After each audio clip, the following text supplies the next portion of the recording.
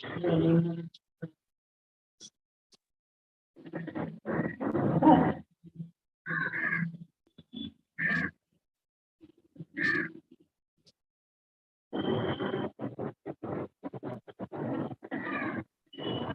participants, kindly mute your audio. Snehalata ma'am, kindly mute your audio. Yeah, Om Namah Shivaya. So happy to see many participants from many non-Kerala participants from Kanyakumari and Maharashtra and many states. From Pondicherry also, sir. Yes, ma'am. Yes, absolutely correct, sir. So not only state union territories too. Yes.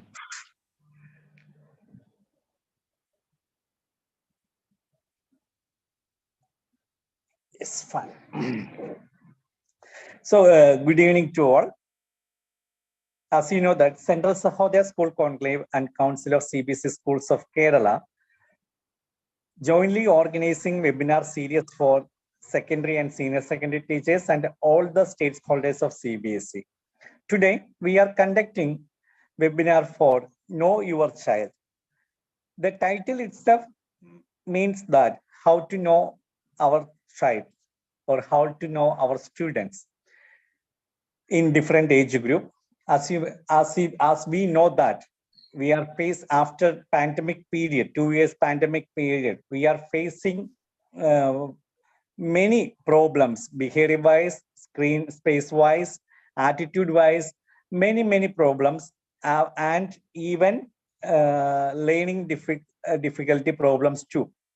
Today's session handled by a well-known resource person, Srimati Smita Rohit, HOD Special Education Department, Kullapati Munshi Bhavans Vidya Mandir, Petur, Thrissur. And she is the resource person of CBSE for the learning difficulty subject also. On behalf of Central School Sahodaya Conclave, Kottayam and Council of CBSE Schools of Kerala, let me welcome today's resource person, Srimati Smita Rohit, for the session. Ma'am, please. Thank you. Ma'am, one more way to sincere thanks to our leaders and patrons. As we know that Council of CBSE Schools of Kerala and Central Sahodaya School Kottayam, Central Sahodaya Conclave Kottayam consists of President Srimati Marina Sebastian, Principal Laifali International School Pudupalli Kottayam, and our Honorable Secretary Srimati Vinitha G. Nair, Principal Alpine Public School, Kanjirapalli Kottayam, and our beloved treasurer, manager Sri Shankara Vidyalaya Vaikam, Mr. M. Neelakandan. Welcome all the patrons and leaders for the session, and sincere thanks for the initiative and movement you are organizing for the enriching and enlightening the CBSE stakeholders. Yet another special mention for the technical team, that is Insight E.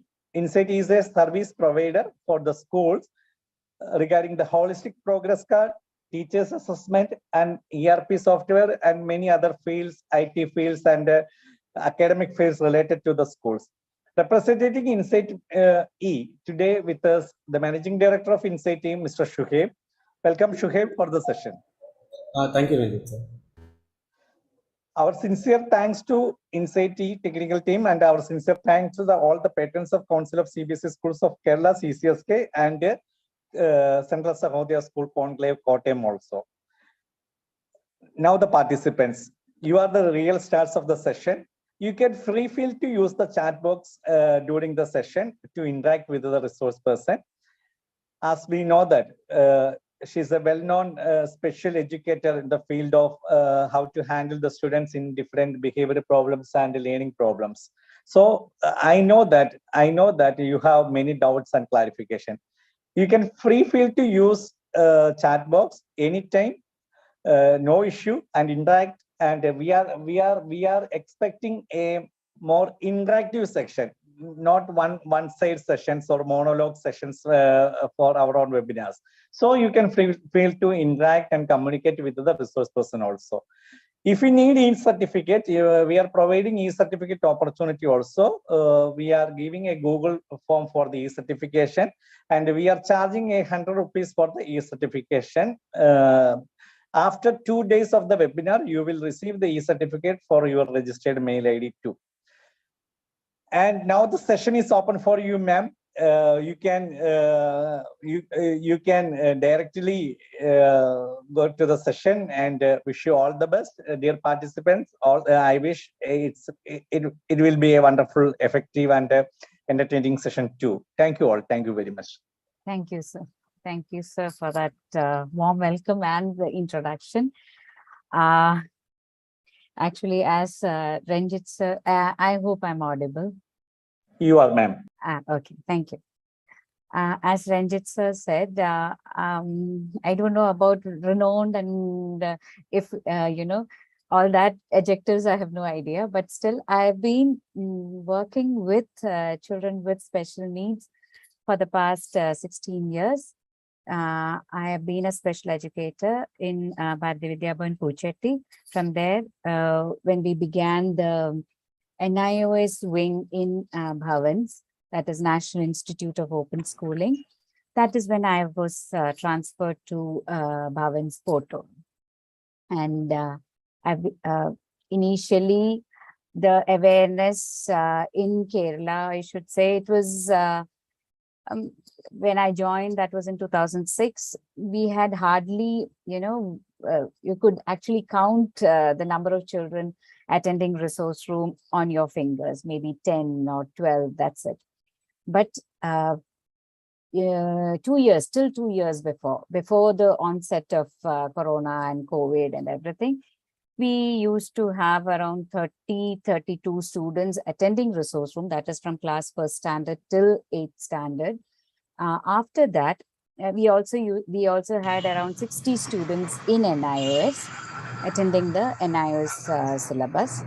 But now this year we have around 62 students attending the resource room, and it is a huge leap, which is really alarming. And some might be, actual genuine cases, some might be because of the COVID situation, but let at least see what exactly is these special needs and everything. As we go through the slides, I hope you get a small idea about that. Okay.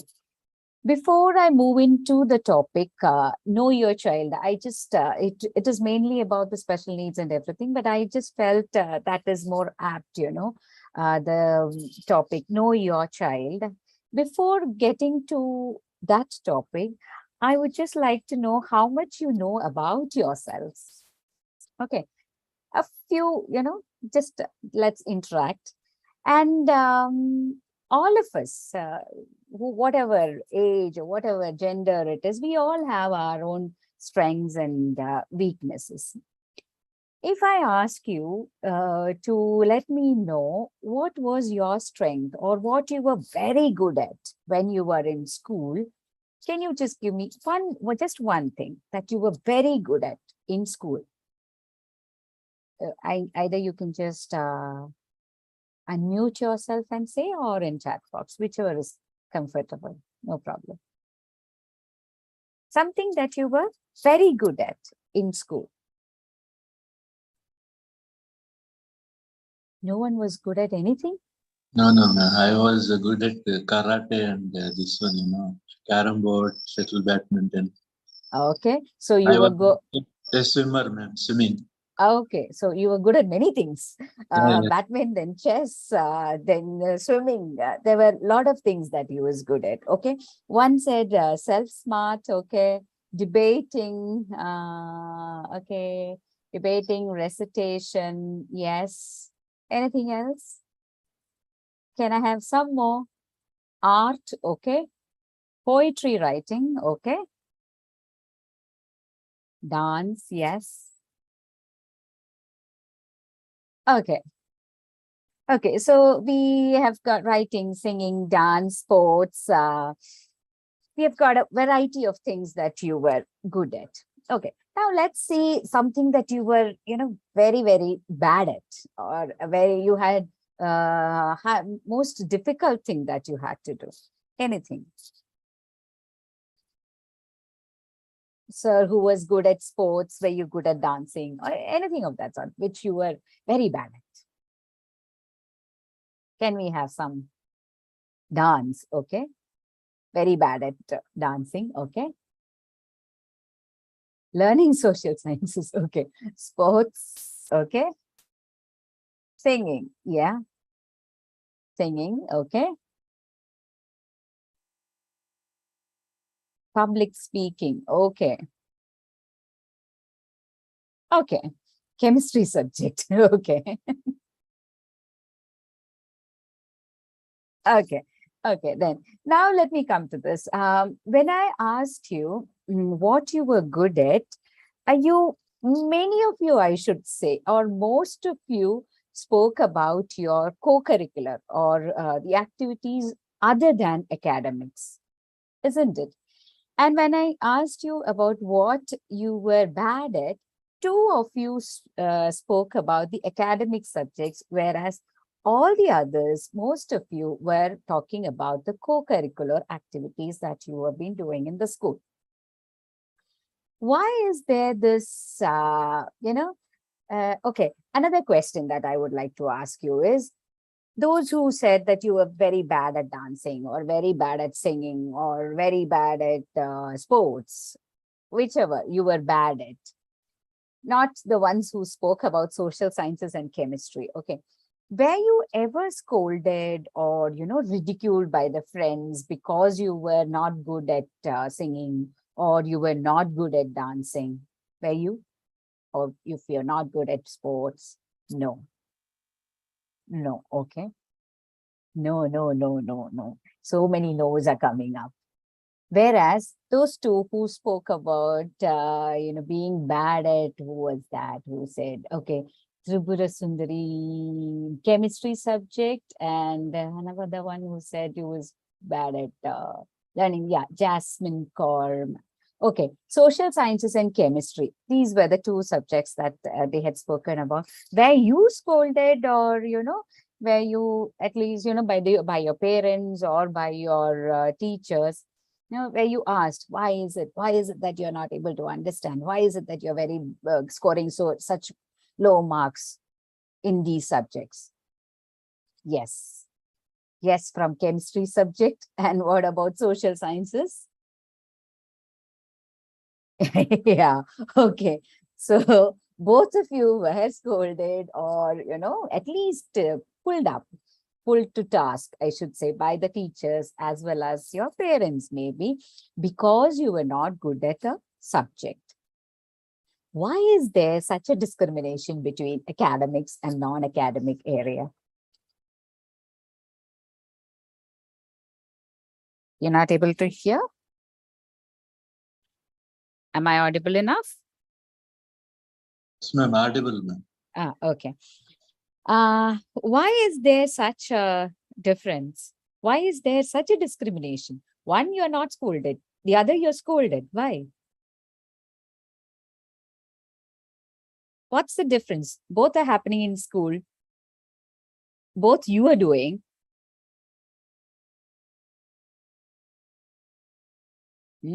Yes. The education system, yes, it is more concerned about the academic area rather than the extracurricular or co-curricular activities that, yes, and our career, yes, whatever we are, for admission in a college or, to get a job, you need to have these marks presented. Only then you get admission in good colleges or maybe in any academic, in even a career, good career, you need these marks. Okay. Okay.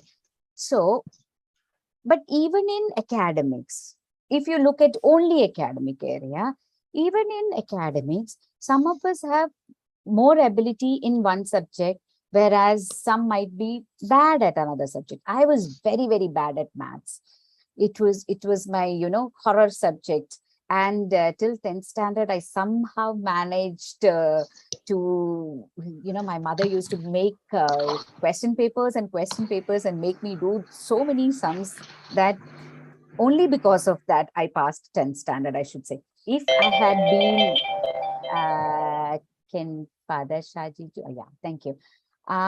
If I had been assessed while I was in school, most probably I would have been, diagnosed with having specific learning disability. But somehow I managed to pass 10th standard.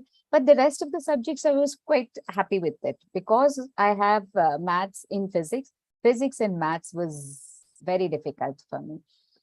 But uh, I was good at writing. I was good at languages. So I had the ability and disability in the academic area. I think most of you, if you look at yourself, you will find the same thing. No, some might be very good at logical thinking and everything. So you will like maths, science, but some who are good at languages or good at reading, good at presentation, they might like the language and the social science subjects, or different subjects. So, but we manage to, even if we have some difficulty, we manage to overcome that, or we manage to somehow camouflage that and try and better ourselves in most of the subjects. Or if we have some difficulty, we put in more effort and we somehow scrape through. But sometimes some of these children will have acute difficulty where it becomes a special needs. Okay, that is when we have to refer to them as children with special needs, or CSWN, that which is the local term that we use. I would just like to share my screen.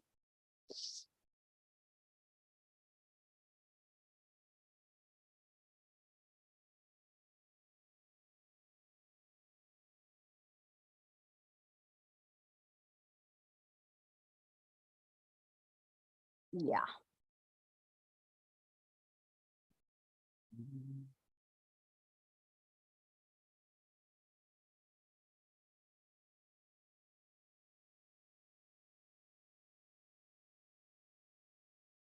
Okay. Where is the chat box?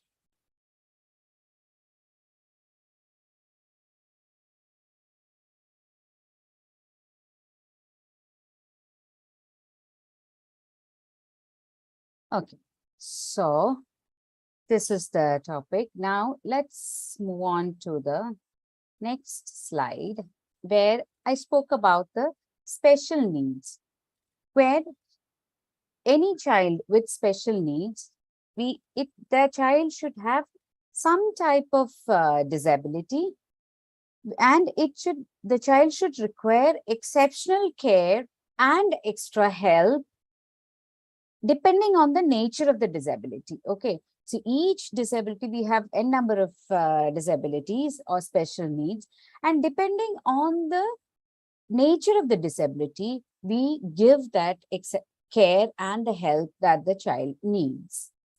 Okay, this is special needs, or if these are the children with special needs, or CWSN, who we refer to.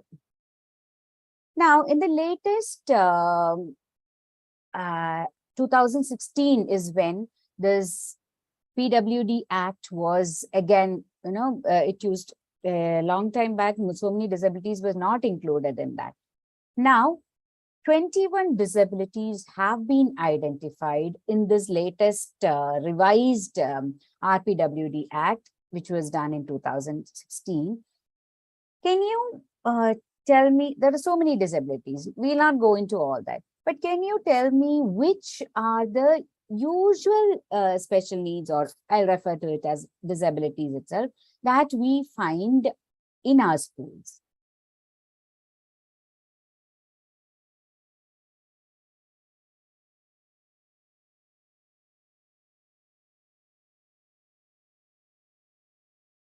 Renjit sir, how do I see the chat? Yeah, Madam Neelakandan here. Yes, tell me, Madam, what is the issue? Yeah, how do I see the chat box when I'm doing the presentation? You want to see the chat box? Actually, you are already a host, but just remove the spotlight, Madam. So you will be able to see everything. I will remove the spotlight, Madam. 1 second. I think I have, No, I did it. So just check that matter okay. is possible. Can you able to see now? No. Still you have an issue?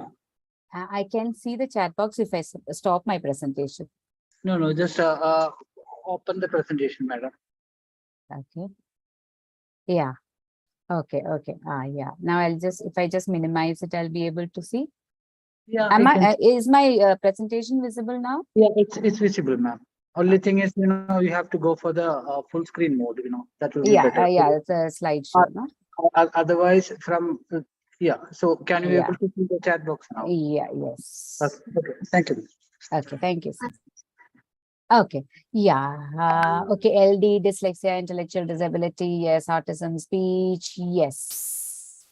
Yeah. Hyperactive children. Okay. So these were the, as you said, these are the main disabilities that we see in our schools.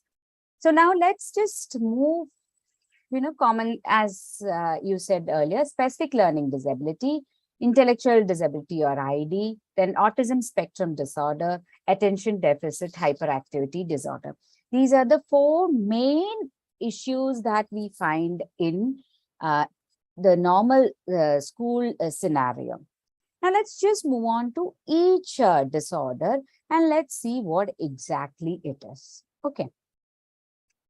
Now, if we look at the specific learning disability, it is actually a neurodevelopmental disorder or something concerned with the neurological system of it is concerned with the brain part.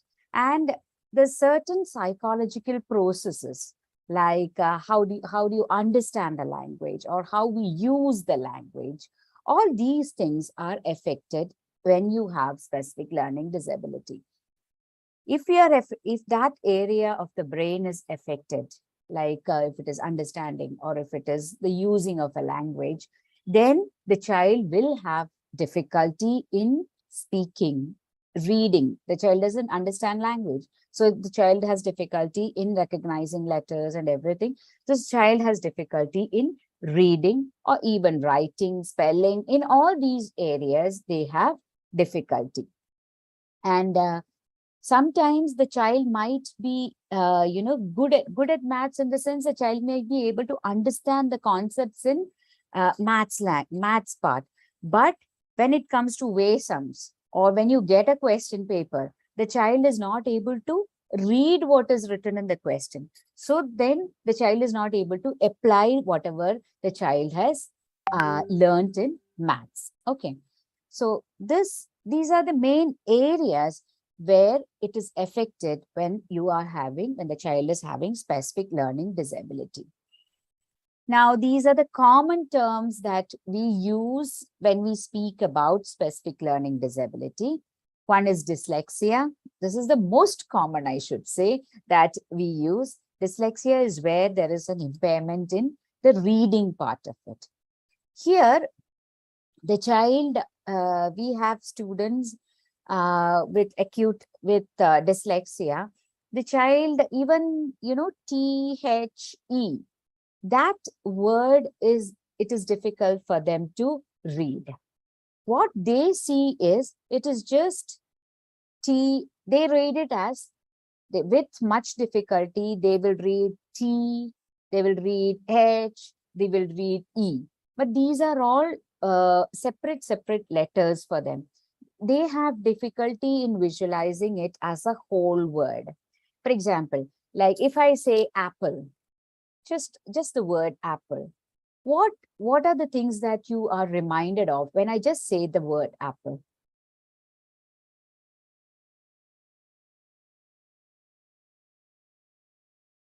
Anyone? Anything that, yeah, okay, red color. Okay, then. Newton's law of motion. Okay, Newton's law of motion. Yes, sweet. Okay. Thank you, ma'am. Thank you. Sorry? Thank you, madam. Yeah, then. Newton's, that one, everyone mind, it will come because he was sleeping under the tree. I know. Yes. He fell down and he invented laws of gravitation. Law of gravity, everything. So immediately you feel feel the, fall of the apple on your head. That feeling is also there, isn't it? The shape, the color. There are so many concepts that, you're using all your senses and you are able to visualize the apple. You can even feel the taste. You can feel the fall. Even, okay, iron nutrition. Okay, Doctors will say that an apple a day keeps the doctor doctor away. away, yes. So many things comes to your mind when just the word apple is said. Even APPLE, you can see the word. Okay, you can immediately see the spelling of the word. But a child with dyslexia, nothing of this happens. Apple, yes, they immediately think of the fruit apple. Okay, they might even think of okay, how crunchy it is, how what is right red outside and inside it is cream color, all that they might feel. But APPLE and this apple, it doesn't go together for them. They cannot visualize if you tell them a word. So then it becomes difficult for them to read the word. Okay, so this, even without us thinking, all these things came to our mind. But for a child with dyslexia, it doesn't come into mind. So the child has difficulty in reading the word. High school students, remember, they immediately say that apples are grown mostly in Himachal Pradesh. Yeah. Yes, where it is. Now, if you ask, they'll even speak about the phone, iPhone. Yes, Apple, Yes, that best also comes to their mind. That will come to their corporate mind. company, ma'am, nowadays. Yes. Yes. Yes. Okay. So that is dyslexia. Now, when you come to dysgraphia, there is impairment in writing. What I mean by impairment in writing is sometimes the formation of the letter is difficult. Okay. Sometimes, when they are in a higher classes, that organization of the written material, that becomes difficult. For example, if I tell a child to write about playing football or something, let's just take a game that they like the most, or playing cricket or something. The child with dysgraphia might say, I love football. I like playing football. Football is round in shape. I play football in a big ground. Then I like yellow and red color football. Then there are so many participants. There are 11 people while playing football. Very, very disjointed sentences. There is no organization in the thought process, and which is reflected in the writing part also. They are not able to organize their thoughts, and it is reflected in the writing. And also the legibility, all that also comes under this. Okay. Sometimes capital and small letters are mixed together while writing. There is no, beginning of the sentence, we should start with capital, and the rest, it should be lowercase. No, all that doesn't work with them. It is all a mixture of uppercase and lowercase and everything. Okay. Then dyscalculia, as we know, it is the impairment in mathematics. Here, it is not just, higher level mathematics or even addition, subtraction, that is difficult. When we move to the lower, concepts like identification of a number, that might be difficult. Now, once they learn the numbers, meaningful counting is very difficult for them. For example, if we say, now I write number 3 on the board and I ask them to draw 3 objects, or, the number 3, give me 3 objects. We had a child. He was in 2nd standard when he was brought to us, and he had acute difficulty. And this meaningful counting, that concept was very, very difficult for him. What he used to do is he used to identify numbers. Okay, keep all the cards and everything. Give me 5, give me the number 5, or point to the number 5. All that is fine. Great. Now, I give the number 5 and I say, count 5 objects and keep. 5 counters. Okay, that also he does. 1, 2, 3, 4, 5. Yes. Now give me 5. So what the child used to do is 1, 2, 3, 4, 5. Okay. He used to pick up that counter where he said 5 and then give it to me. It was very difficult for him to understand that 1, 2, 3, 4, 5, all the counters have to be given to me. No. He will immediately pick up the 5 and then give it to me. If I say give me 3, third counter he will pick up and he will give it to me. So it was very difficult to teach them that meaningful counting. Then we tried many methods. We had, all these, we used to keep plates and then wild animals, all these small figurines and all these things we had. We used to say, okay, we are in a zoo. Now we have to give food to the animals. Now let's give 2, biscuits to the monkey or something, 2 peanuts to the monkey, and nothing worked. And then finally, we usually, what is taught to the special educators is don't use primary, food as a reinforcer. We are not supposed to. But then we didn't have a choice. So what we did was we brought us gems packet. And we said, okay, now if you count at 2, you need to put 2 gems in the plate. So 1, 2. Now you can eat both. Now you have to eat 2 gems. So initially he took the second gem and he used to put it in the mouth. But later on he realized, okay, 2 means I can eat both. 5 means I can eat all 5. And, after repeating this for 2 days, he finally understood, okay, the whole that, if we say 6, the whole thing is 6, not just the 6th one. And then we again moved back to the counters and from objects to the lines, number lines and everything. So that much difficulty this boy had in understanding this. So that is dyscalculia. Now, the last one, dyspraxia, this is actually for the coordination. If you ask these children to walk in, you draw a line and you ask them to walk on the line, it becomes difficult. They have difficulty in coordinating. If you ask them to play shuttle, or you need to hold the cork and then throw it and then hit it, that coordination is difficult for them. So that is actually these motor coordination. That is what we understand by dyspraxia. Okay. Next one, these are the general types of SLD that we see. Now, certain features of SLD, if we look at it, it is a hidden handicap, isn't it? Any child with specific learning disability, any child, if you know of children who have dyslexia or who have dyscalculia, there is nothing, no outward, you don't understand if the child has, any of these problems if you just look at him. So, and they also have average or near average or above average IQ level. It is not that a child with dyslexia, a child with specific learning disability, they have low IQ. No, that doesn't constitute, or that is not specific learning disability. They have average IQ or above average IQ.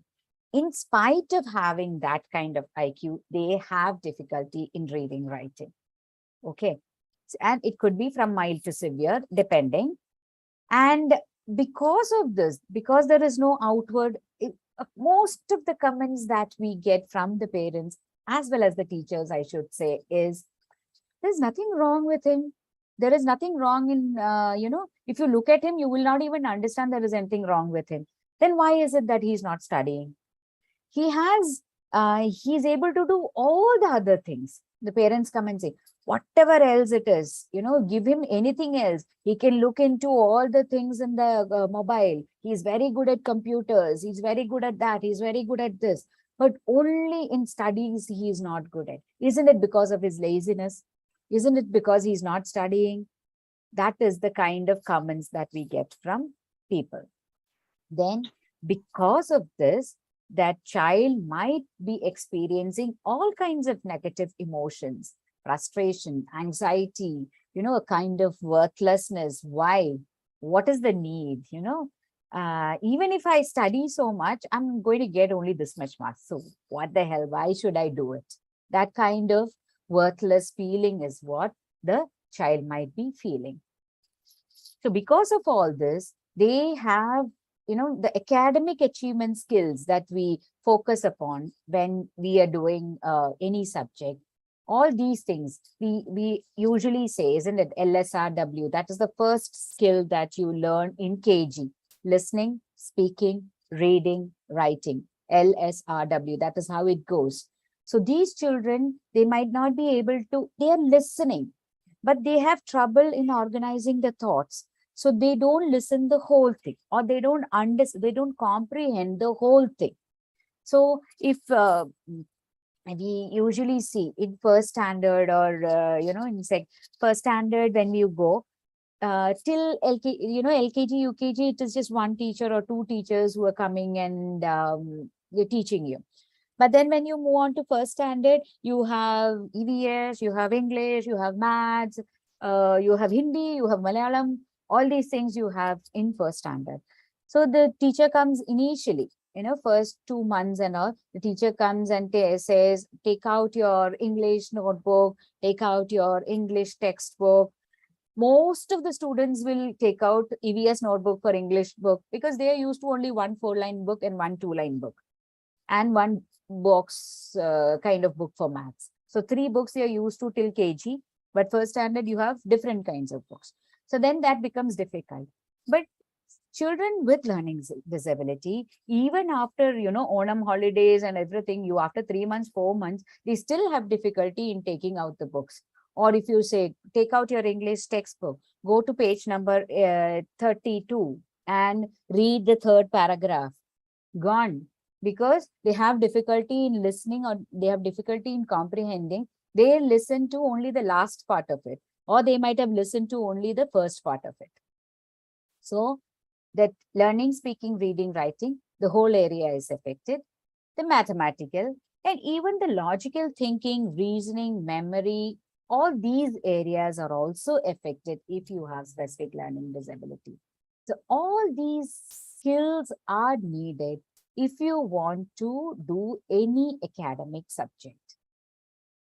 Okay, so you can understand the difficulty or the level of disability that the child might be having if the child has difficulty in all these areas. Okay. Anything that you want to comment upon, or anything that you want to add to this, please? I'm sure you would have seen so many children with these difficulties, isn't it? Yes or no? Yes, ma'am. Yeah, you will have you would have seen many students in your classroom itself. So that is what that is a broad overview of specific learning disability. I'm not going into detail. Now let's see what intellectual disability is all about. Yeah, any remedy? Yes, we'll talk about that also. Okay. Yeah. Intellectual disability is where a person has limitations in the cognitive functioning, or the thought process and all the areas that you need to even properly lead a normal life. Those things are affected in intellectual disability. But there are 3 things that we need to be very sure of. One is, according to the American Association of Intellectual and Developmental Disabilities, or even DSM-5, that is the those are the things that we go forward. It's kind of a dictionary for understanding all these kinds of disabilities or all the medical terms that we look into. They say if we need to diagnose a child as having intellectual disability, the IQ should be below 70 to 75. That is a criteria. Second one, they should have significant limitations in 2 or more adaptive areas. Adaptive areas is like the basic things like communication, or it could be, skills to work, to do some work, or even ADLs like daily living skills, like anything, even brushing, those kind of skills. If the child has significant limitation, it should be in 2 or more adaptive areas, and it should manifest itself before the age of 18. Okay, suddenly it doesn't crop up. Usually, sometimes some parents do come up, it is a very wrong practice that they're doing. But parents, in order for the child to get good marks, even if the child doesn't have any, specific learning disability, or they cook up wrong disability certificates, and they come to apply for exemption or to apply for extra time and all that. So if the child is having ID, then it should have been before the age of 18. That is a prerogative of, or that is a criteria that we should look at before diagnosing a child with ID. Okay. Now, these are the areas where usually a child with intellectual disability has difficulty. One is the developmental milestones, where we say, okay, 3 months, the child has to roll over, or by 5 months, the child sits, then by 6 months, the child crawls. So that there is a certain age, appropriate age, where the child is supposed to do things. And these children, they reach these developmental milestones very, very late. Maybe by 6 months, they will roll, or, depending on each child again. Then they have difficulty in speaking or reading. Then again, all these solving problems, thinking skills, because the cognitive functioning is affected. So they have difficulty. If you give some, if a situation arises, it is very difficult for them to understand the situation and act accordingly. And they have difficulty in remembering things. So recalling learned material, or, to follow a routine, all these things are difficult for a child with ID. Again, these social skills. So they don't understand the social cues or the body language of the other person.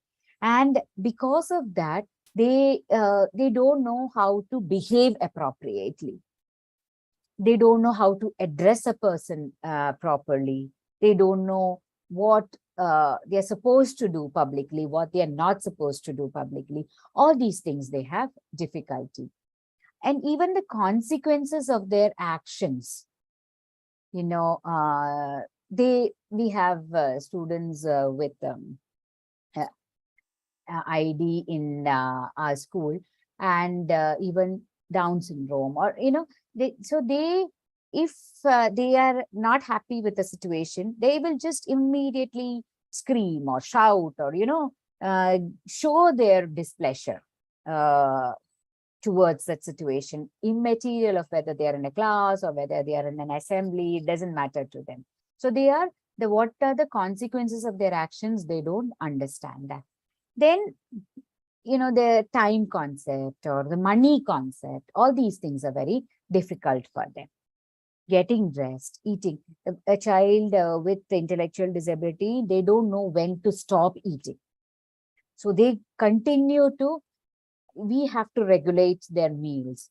Like only this much we give, the rest, no, you can eat after some time. So these are, the difficulty that the parents face, the difficulty that the teachers face, because the child is not able to put a stop to many things. Okay. So these are the main difficulties that a child with intellectual disability faces. Okay, what about left hand writing? No, left hand writing, it is not because of any specific learning disability, or it is not a disability. It is how our brain is wired. That's all. Some people are good with their right side, some people are good with their left side. But we usually say, do not change the hand they are good at. We have difficulty in seeing a person eating with the left hand because we are not used to it. But for a child who is good with his left hand, it is very, very difficult for the child to, especially writing, please do not change the writing to the right hand, because their functioning, the brain function is such that it is giving instructions to the left hand side. Now, if we ask a right-handed person to write with left hand, how difficult is it? Isn't it difficult for us?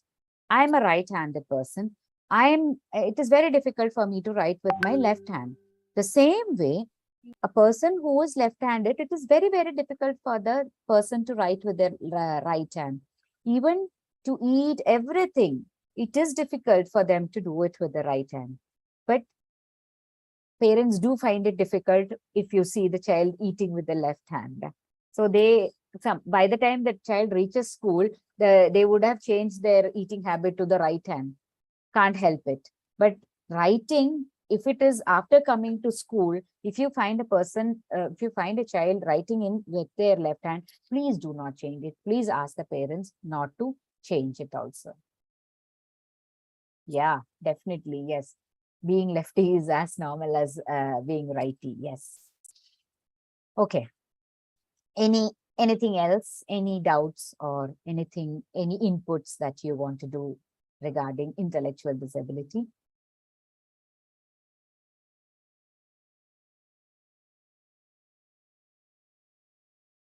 Okay. Let's move to the next one, which is autism spectrum disorder.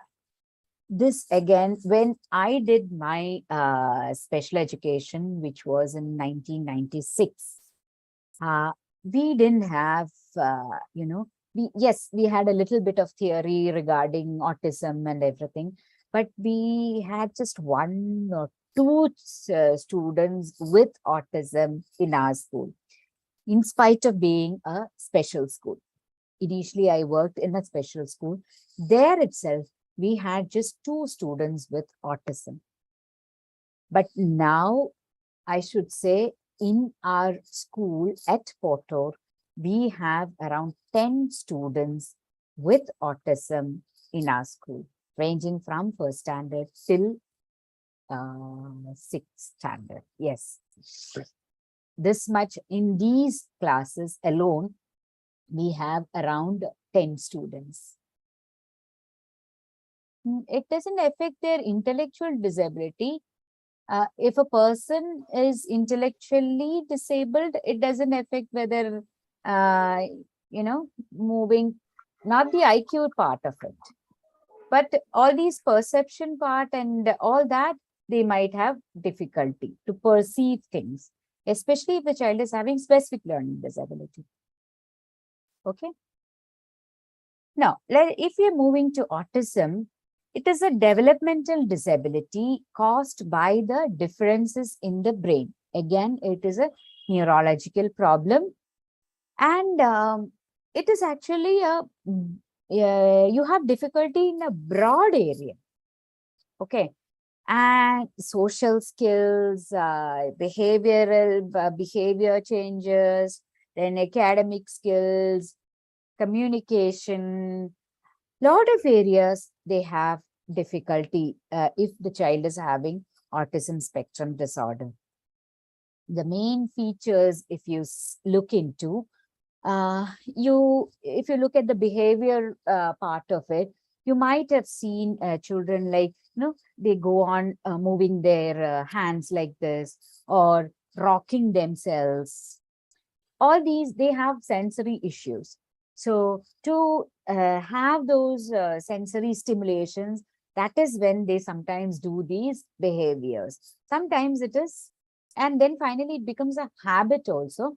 So it becomes very repetitive. But you can, most of the students with autism have some mannerisms which they do repetitively. Even banging the head on the desk or on the window panes, they do that. Then they don't like, because they have sensory issues, they don't like people touching them. So if you like, and most of these children are very cute. That also is there. We refer to them as chocolate babies, so immediately whenever you see, you feel like, holding on to their cheeks or something, but they have they show acute resistance to any of the physical contact. Then they sometimes they have these, yes, they repeat books, quotes from books.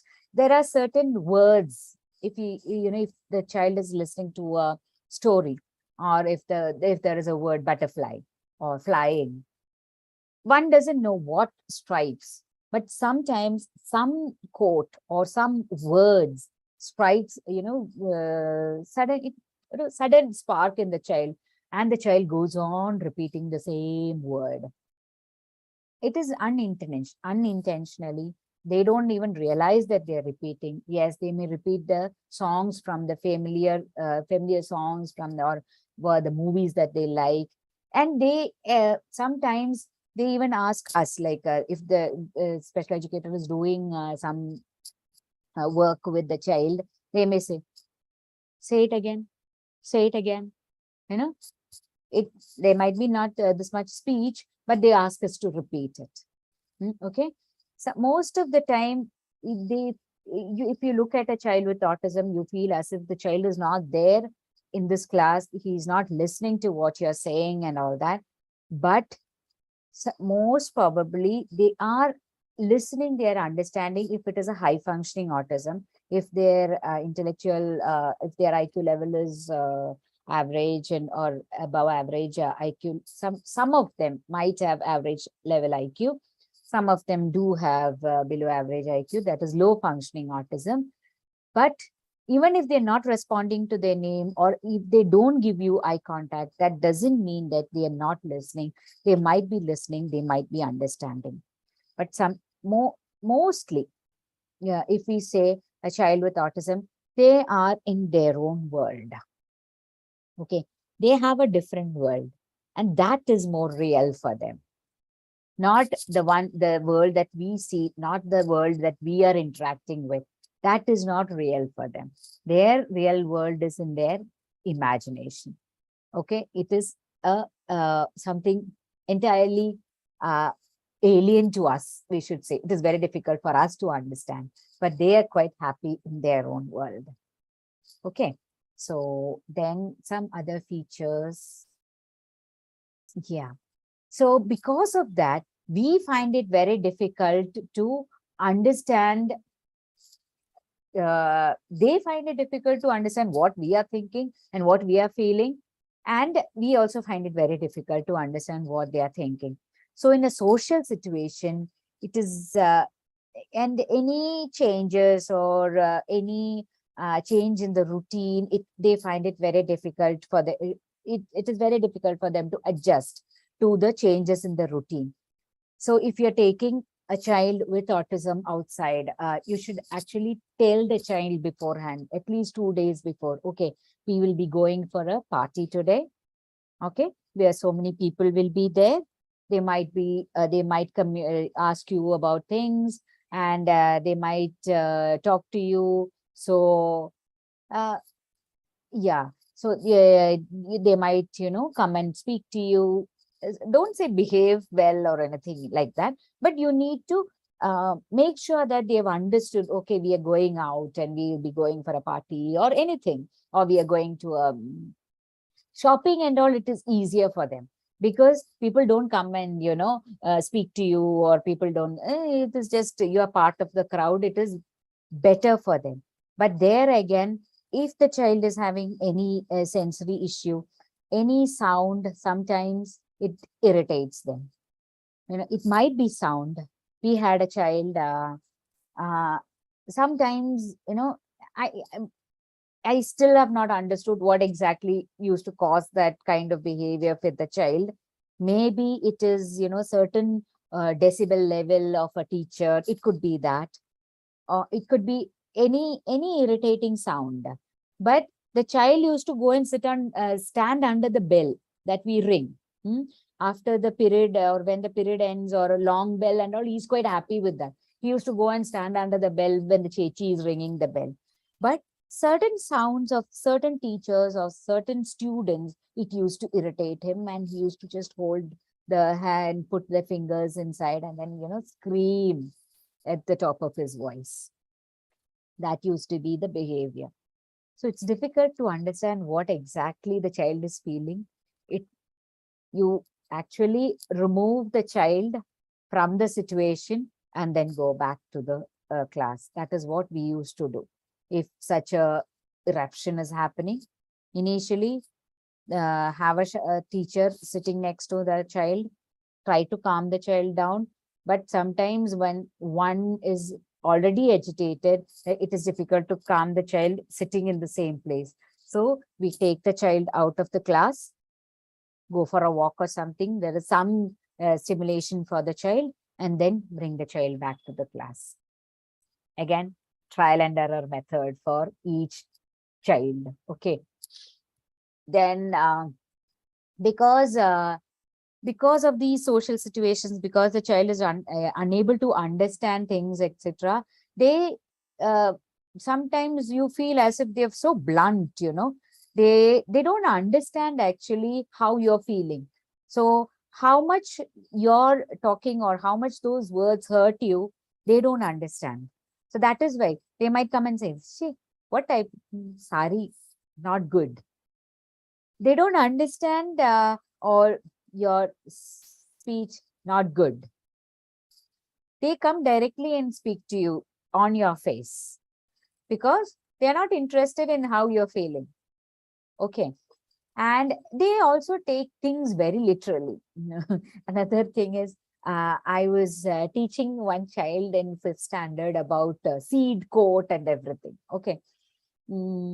I was at wrong, actually. I knew the child, and he was a high functioning autism. I won't say the child was autistic, but he had features of autism. Okay.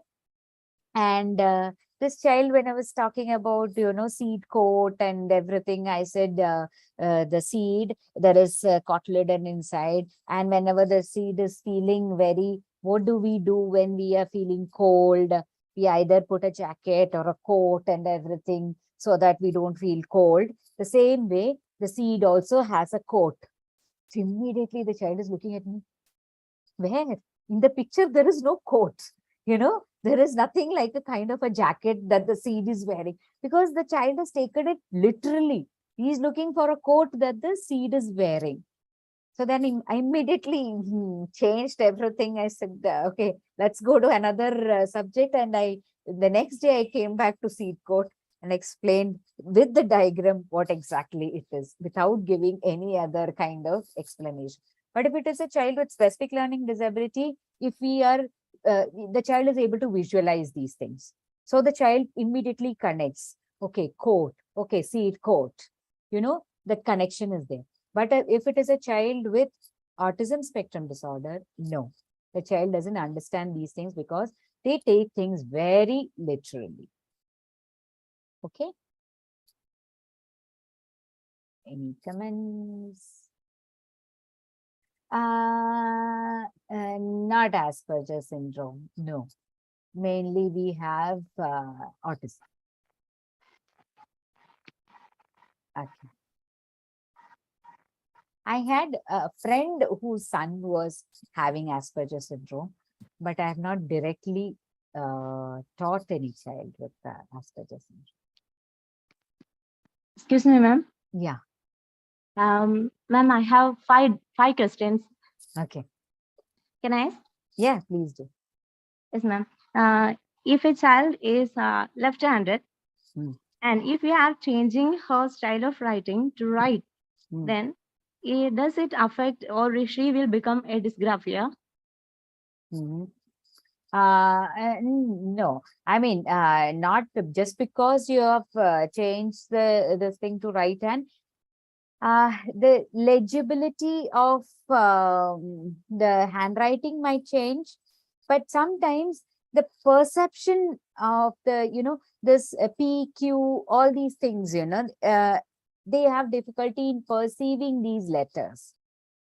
But again, it can be corrected over time. It is not that acute dysgraphia doesn't happen. Organization of thoughts, all that it is not affected because the child is changed to right-handed, but the child does have difficulty in perceiving things. That ma'am, personally, I know one, that means my daughter itself, that she is having dysgraphia. And she is writing, the first of all, she was, by born, she was a left-hander. But when we went to school, and after that, after LKG, we find out that she is having dysgraphia, and she has changed her writing style to right-hand side. And now, if you are trying to tell her to change her style to left, she is telling that her brain is getting very much tired. She can't do that one. To change to left, no? Yes, ma'am. That's first of all, by birth she was a left-hander. Yeah. But when she was joined in the kindergarten section, the teachers Changed it to right. Yes, ma'am. But we didn't identify that one. After 2 years, I had identified that she is writing with right hand side. But the rest of the things she does with left only. Is it only the right? She can use both hands, ma'am. Okay. Yeah. Now, as she says, that is what is happening now. The brain is another thing that, once something is taught, the brain automatically finds different neural pathways to adjust to that. So the child now has adjusted to the right hand kind of writing. And it is like, changing from left to right, the same feeling she must be having now to change from right to left. Now, how old is she now? But she can't organize her letters. It means her sentences. She can. She is having an imaginary. Means she is very creative, but she can't can't coordinate her writing skill. She can organize, and she is very emotionally. She is depressed, anxious, and what we can tell. I can't explain how much she is emotionally depressed. Yeah. So I mean, if the child has dysgraphia, then all these problems will be there. And what we usually say is, ask the child, give lot of work using graphic organizers, everything, where you're just giving points, okay? Or if the child do a lot of brainstorming sessions kind of, and they ask the child to write down whatever is coming into the mind as points. And then after that, see which all goes together. It is more elaborate, it is more exhausting, but once the child gets the hang of it, then it is easier for the child to do writing work. Okay, ma'am. There's one more question, ma'am, please. We have to report to the teachers, or the industry has to consider as a normal one, or is we have to give some special care? What class is she in now? She is in 8th grade. 8th grade, and which subjects is she finding it difficult? Is it the language? Languages. Social studies she might find. No, ma'am, no. Social studies little bit, but languages is very difficult. But she is good at physics, chemistry, maths. That's like. Okay. Language, the teachers have not identified anything, any difficulty? No, ma'am. That's we have to change the school. So the teachers didn't identify up to this term. They didn't identify. But I'm asking you, ma'am, does I have to report this to the school teachers or not? If the school is, where you can get extra time, especially in 10th standard.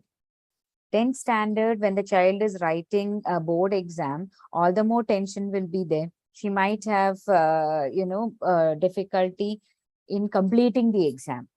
English, and she might, I'm not saying she will, okay? Might.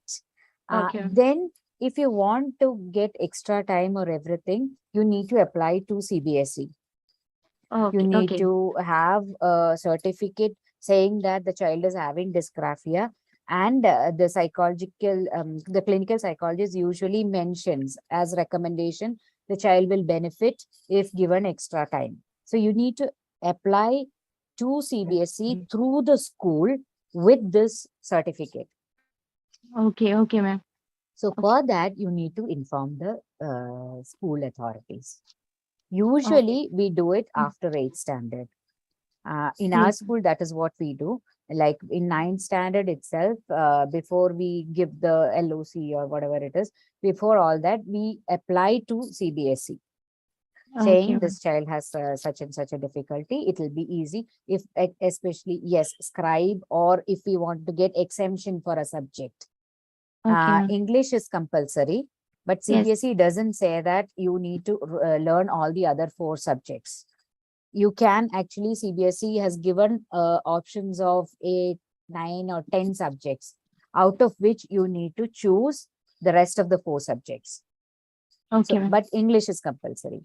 And so to Yes. choose, like if the child is having maths, if the child is not your daughter, but if any child is having difficulty with maths, the child can drop maths and instead opt painting or home science or bookkeeping or, whatever is given in that list by CBSE. Okay, ma'am. Music is there. All these things are optional subjects that they can choose instead of a core subject. So for all that, you need to apply to CBSE. Okay, ma'am. I will do that, ma'am. Thank you Okay. very much, ma'am. Yeah. Thank Okay. Yeah.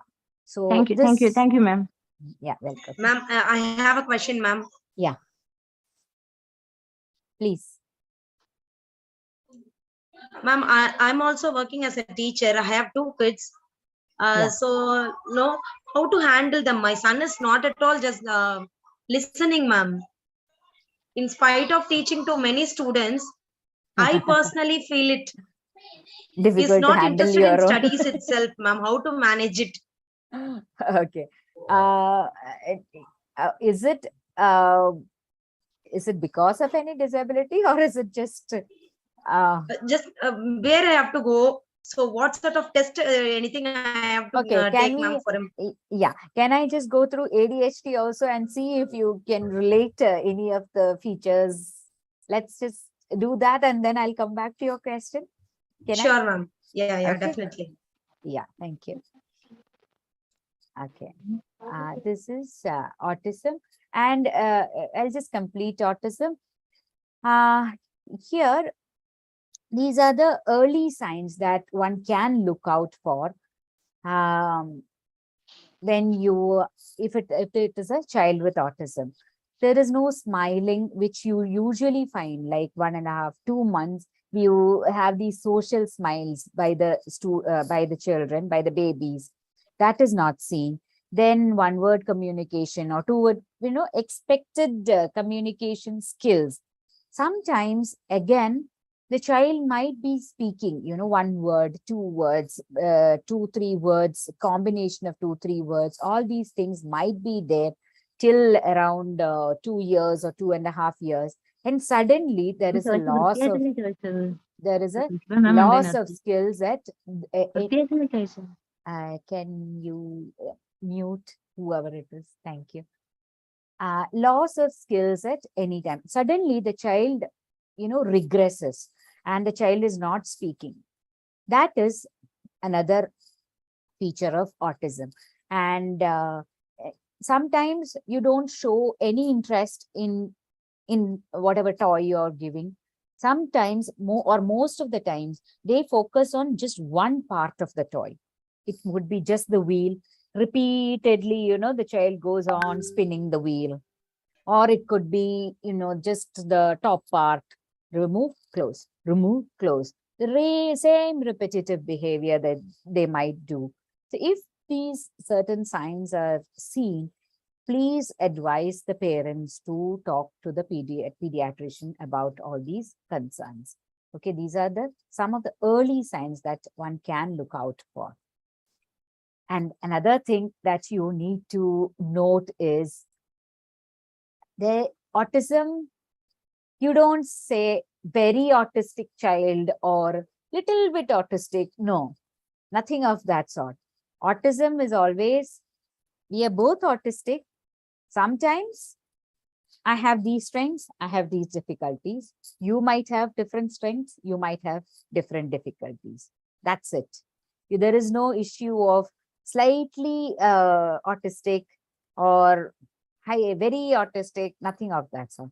But we can say high functioning autism, low functioning autism. Yes, that again depends upon how much the child is able to do things. Okay, because of the strengths and difficulties, how much we can, whatever input that we give, how much the child is able to imbibe. That is what we are looking at. Okay. Now let's come to the attention deficit hyperactivity disorder, or ADHD, which is the commonly called as ADHD. We usually, the teachers say, he's very hyper, or the parents come and say, he just doesn't sit anywhere, he's very hyper. Again, it is a chronic condition. It is affected you can see it both children as well as adulthood, because sometimes it's not diagnosed in childhood and it continues into adulthood. And there is another worry is that boys get it more than girls. Usually, according to statistical, if you look at the statistics, it is more affected in boys rather than girls.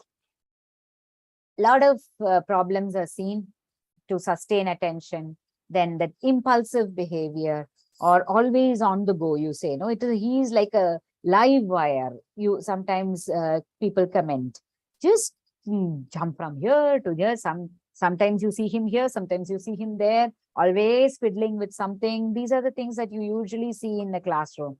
Or, sit, pull the hair of the other person in front, or talk without any, teacher would be religiously taking class. This guy will be sitting there and throwing comments, or nothing related to what the teacher is taking, or sometimes gets up, walks. They're very always on the go, kind of. But they never outgrow the ADHD symptoms. But children are taught strategies to manage their difficult or disability.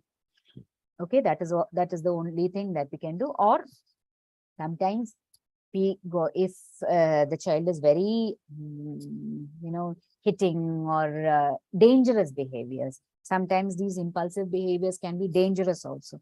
Then we need that doctors might prescribe medication also. Then again, some other features are, they're very easily distracted because they cannot hold attention to one task for more time.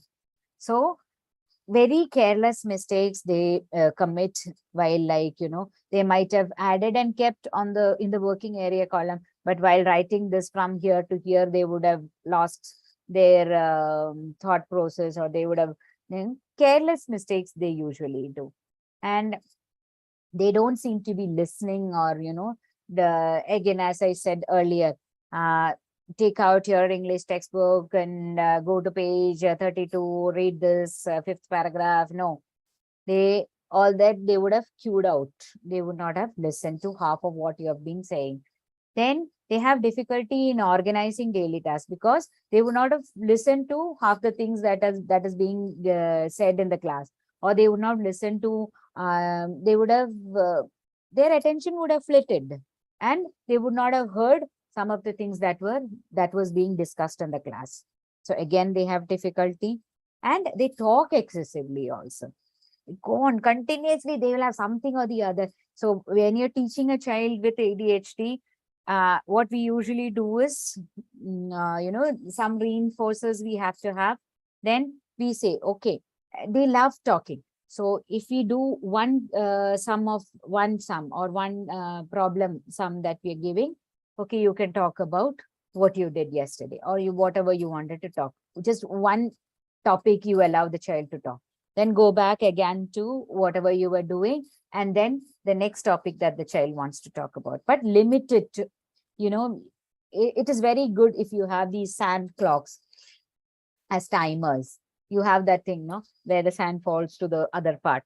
So either that or some clock, or where you can have these alarms, some devices of that kind you can use, so that you can increase the on-task behavior. Or sitting tolerance, we need to slowly increase for children with ADHD.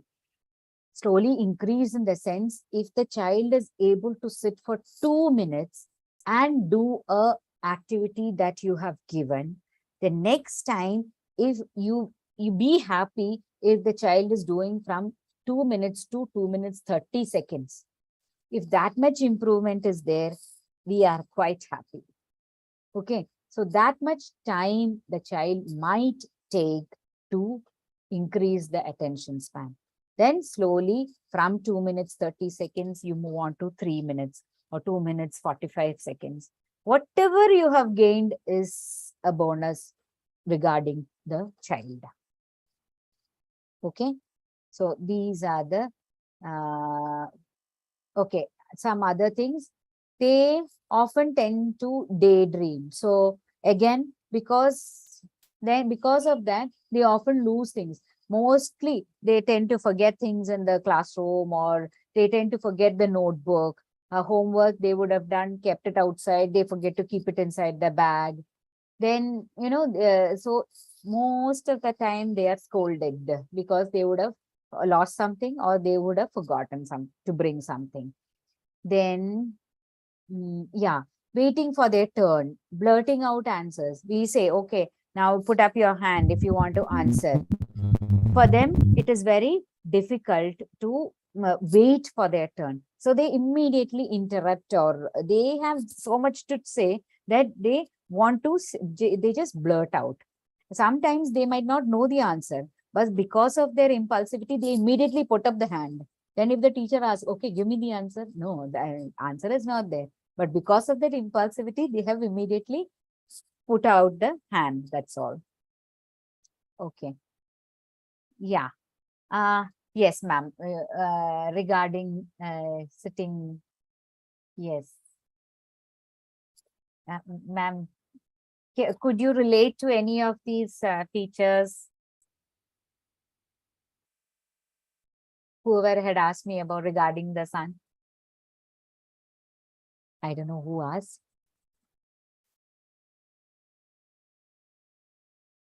Is it that your son is not able to sit even for 2 minutes, or is it that the child is sitting for 1 hour and then not able to, complete the work? Is it that?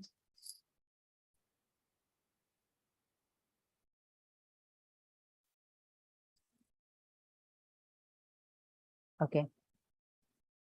The ma'am is not there, I think. Any other doubts regarding this? Can I move to the next slide?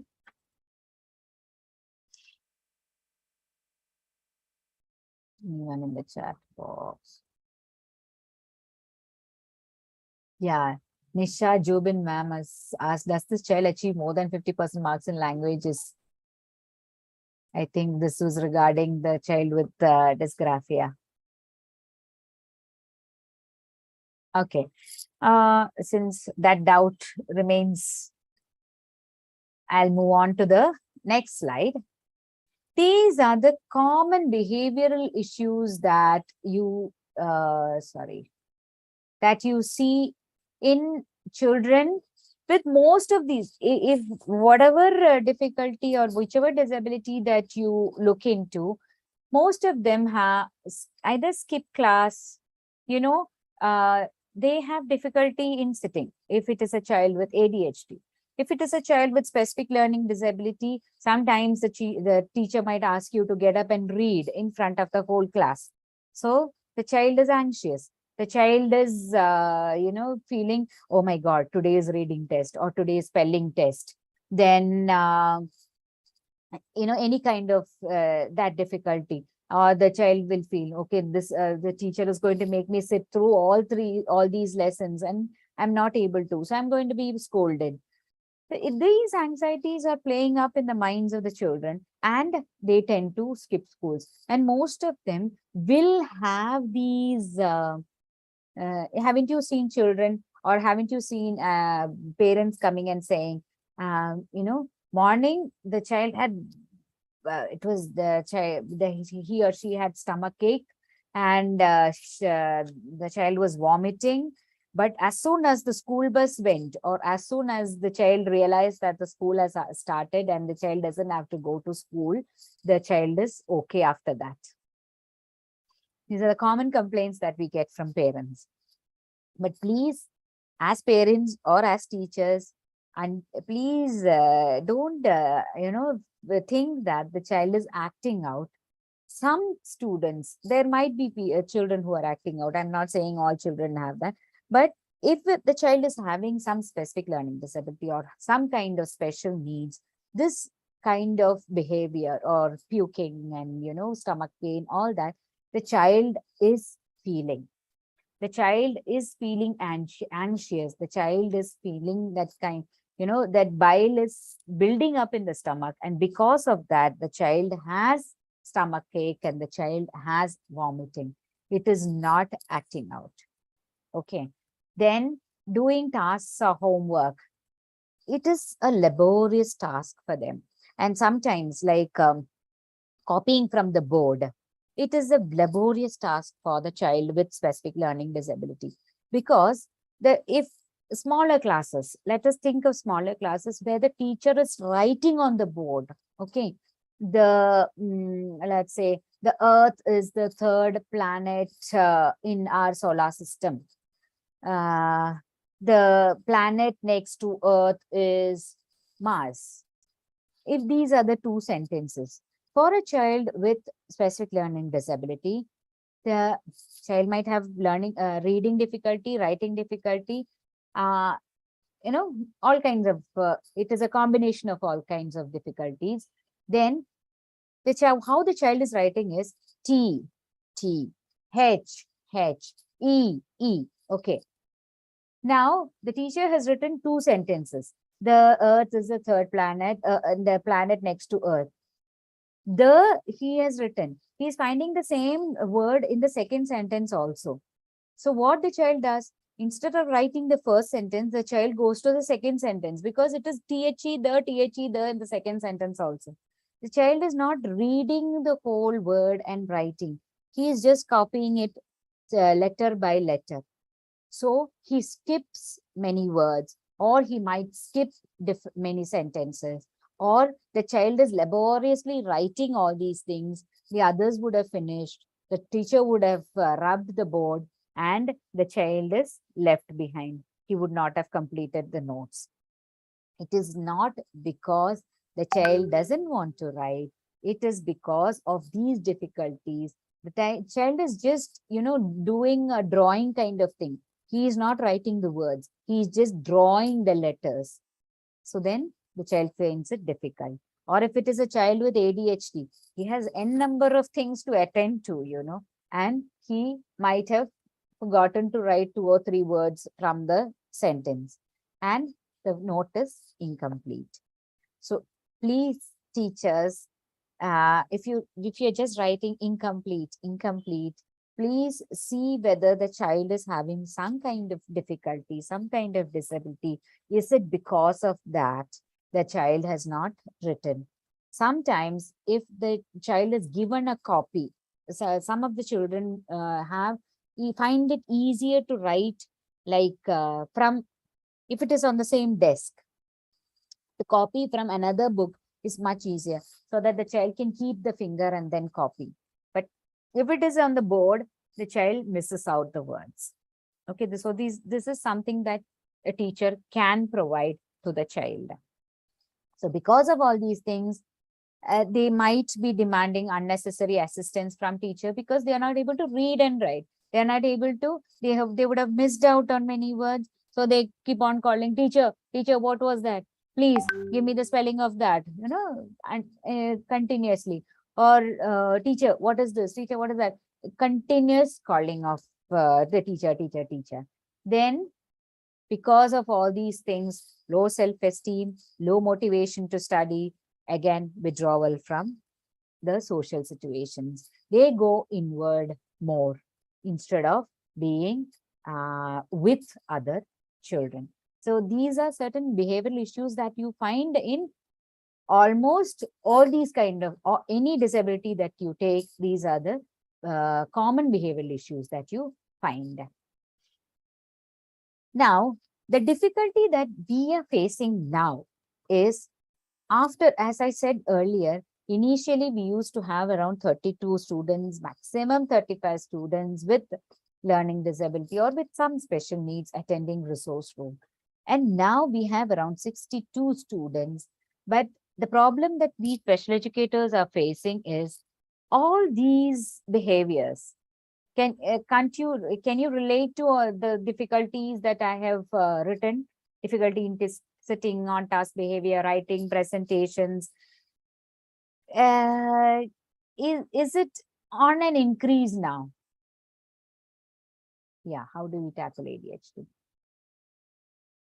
Is this, when you were teaching 2 years before, all these features that I spoke about ADHD or I spoke about SLD, do you find all these features on an increase, or can you relate to more number of students having these difficulties?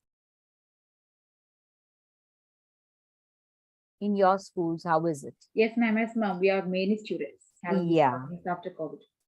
So now the problem is how to diagnose. So this year, what we did was, teachers are going on referring students to resource room.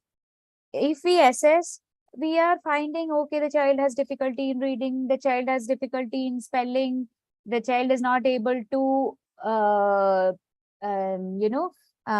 sit and read. All these things that we find for SLD or ADHD, we are finding in these students.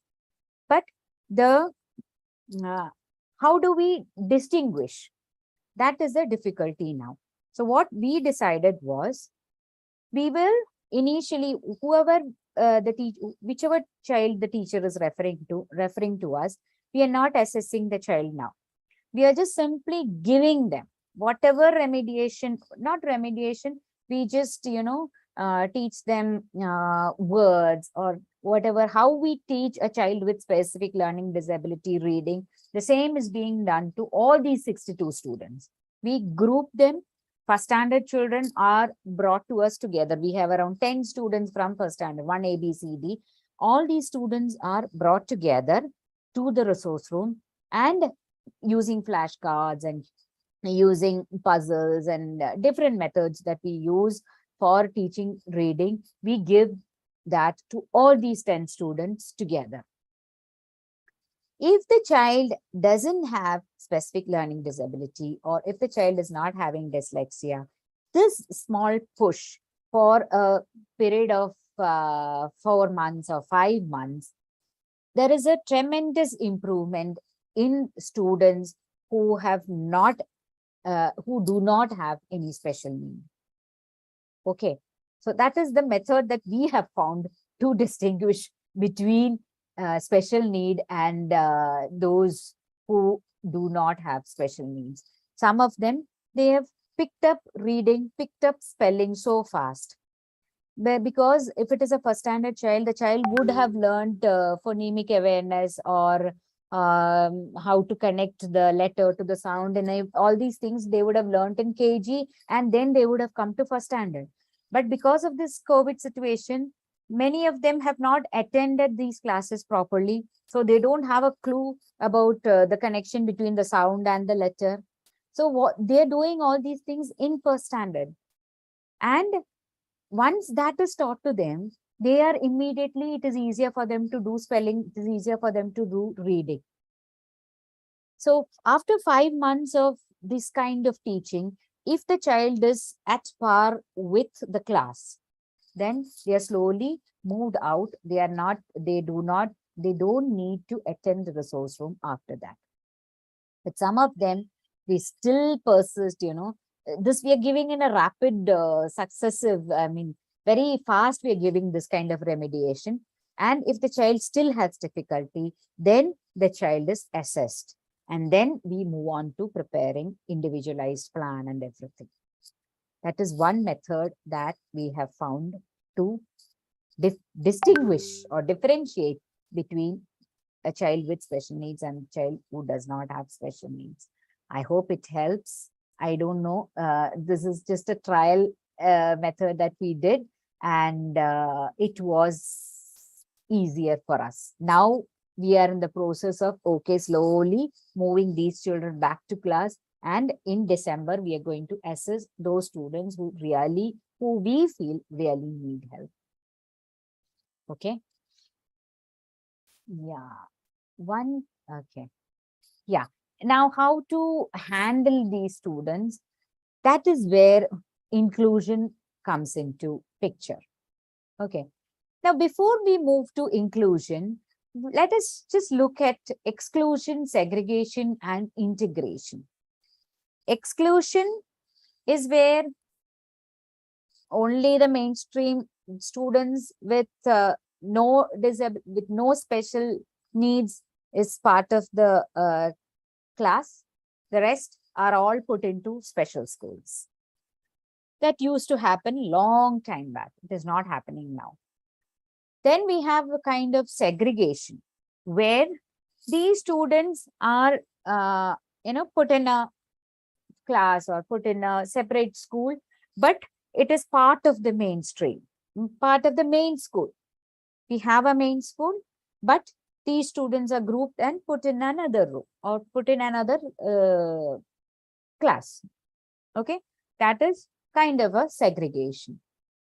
Now we're moving on to integration. All these practices used to happen. And then we move to integration, where these students are part of the class. They are in the, if the child is in 1A, there is a class 1A, these children are also put in 1A, but they are doing some other kind of curriculum. They are not doing the same curriculum as the first standard child, not the same syllabus that they are doing. So these three things is not inclusion. Okay. Now, when we come to inclusion, this is inclusion, where they are part and parcel of the main classroom and equal access to all the opportunities and resources is being given or is being delivered to these students also. For all the students, it is the same opportunity, same resources that is being given. Okay, this is inclusion. Mostly we used to practice integration rather than inclusion. But now CBSE has is asking us to, through in the lesson plans and everything, adapted curriculum, curriculum adaptation, where you need to prepare different kinds of, isn't it, learning objectives for different, in different manner, is what I understand. So that kind of preparation will help these students also. Then it becomes proper inclusion, where, so if it is actual inclusive education, we need to understand that all students can learn, but in different methods. Okay, we ourselves have different learning styles, isn't it? One might write notes and learn.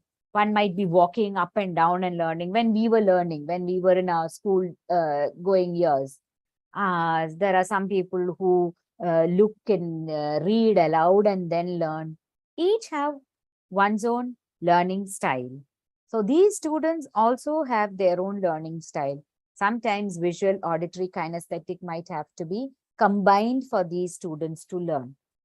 So if we change our attitude, if we change our behavior, if we change our teaching methodologies, we might be able to reach many students by a slight twist and change. If we do to the way that we teach, we might be able to reach many of these students.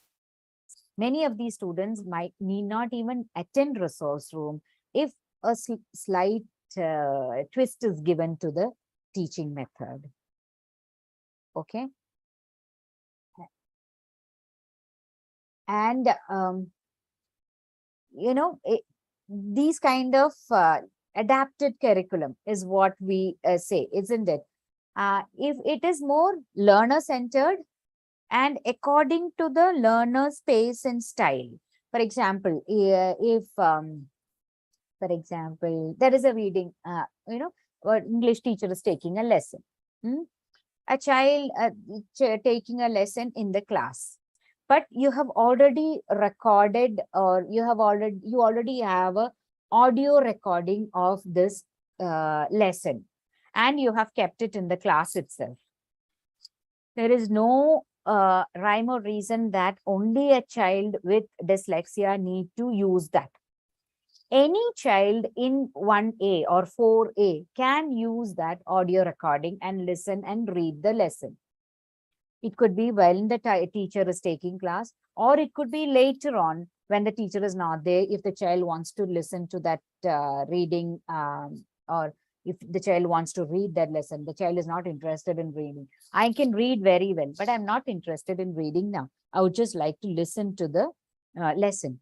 I can always go and just keep the headphones or I know you might be thinking, in India, in Kerala, with 50 students, how is it possible? Yes, it is a question mark. But if you're doing it from the lower classes, the child gets used to this kind of teaching and this kind of adaptation. And there is, the child is able to use this. There is no difference. That is the kind of adaptation that we need to look into. Where it is there, any child can use. It is not specific to a child with special needs alone. Okay, I'll just show you. Yeah. Is there any reason why this kind of, in a common classroom, that's what I said. It is possible to have audiobooks in the classroom itself. If we have kind of, smart board, or if you have the child can come and access the smart board, then there are, we used to have these, one group of people had come and shown us, we have different agencies coming up, isn't it, to ease the work of the teacher. This app can be used, this app can be used. There are so many agencies coming up and giving us different, they come and talk to us and all that.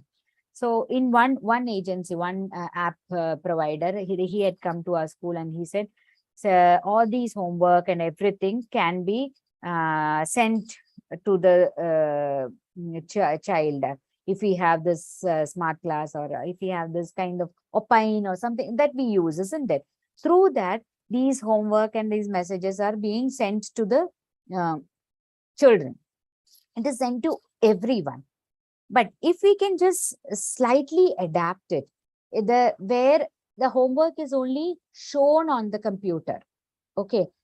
But if we can add a voice to it, a child with dyslexia can actually access whatever message the teacher has given without any help, isn't it? Otherwise, you're just giving the question paper, or you're just sending the questions to the child. But the child needs a help from someone else to read out the questions.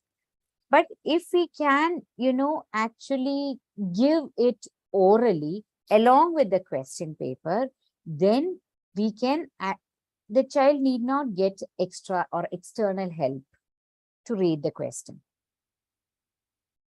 It is something that we can look into. At least in lower classes, if we begin, then the child, improves the reading by the time the child is reaching 6th standard or 7th standard. The child need not just depend upon the special educators or just the resource room in order to do these kind of remediation. So this is one kind of adaptation. Anyone can use the ramp. Others, if you don't want, you can use the steps. It is there. Okay. Anyone can use it. That kind of adaptation is what we need in the classroom. Think about it and see how much improvement we can do. Just don't close your mind to any of the ideas. I know it is difficult. I know we have 50 students in the class or 40 students in a class. It becomes difficult. But if we start from the beginning, if the child is used to it, I believe it is something that we can do. At least, allow the child to bring audio. That is one thing that we do in schools. That child alone has an audio, this thing, where headphones are there. So the child can listen to it when the teacher is reading. Okay. Then someone asked how to handle children with ADHD. One is, if the child is having we have 2 students in our school who cannot sit even for a minute in the classroom. Okay. So for these students, we have arranged for shadow teachers, where the teacher sits with the child in the classroom, make sure that the child is copying from the board or she is listening to the class. Maybe if when the teacher is doing it in the class, the child might not be listening, but the shadow teacher will sit next to and then, slowly explain what is being done in the class. That is done in the classroom itself. Then the child is given allowed movements. That is one thing that you can do. When okay, the child, if the child has acute difficulty, then the shadow teacher takes the child out. For some time, to increase, try to increase the on-task behavior. And if the child is really fidgety, or if it is, it is affecting even the movements, then the shadow teacher takes the child out, goes for a walk, and then comes inside. That actually helps the child to calm down if the child is having ADHD. Another thing is where if the child is of 7th standard, 8th standard, if the child is not able to sit, the teacher can give allowed movement, where okay, the child is fidgeting, the child is restless. If you see, just a look might be enough to slowly, the child doesn't realize that the child is fidgeting, or the child is giving or interrupting the teacher. Or sometimes just a touch, keep the child in the front row itself, just a touch is enough from the teacher to reduce the activity. Sometimes it helps. Sometimes you allow tell the child, oh, just get me a chalk from the staff room, or just get me some notebooks from there. That is allowed movement by the teacher. Or just ask the child to come here, or go collect a paper from there. These are all the teacher is saying. So it permits, permissible movement by the teacher. That helps. Okay. Yeah. So if it is a child with disabilities, instead of putting the child in a special schools actually is now only for students with severe conditions. Either it could be intellectual disability, where the child, mild ID, the child still can come to a normal mainstream school and perform. Maybe not academically. The child might not be able to do well academically, depends again. But in all the other skills, social, behavior skills, they have this tendency to imitate others. So if the child is going to a special school where the child sees very profound, severity, disability severity, the child imitates that. Instead of that, if it is in a mainstream school, at least that kind of adaptation, that kind of improvement can be seen for these students. Okay.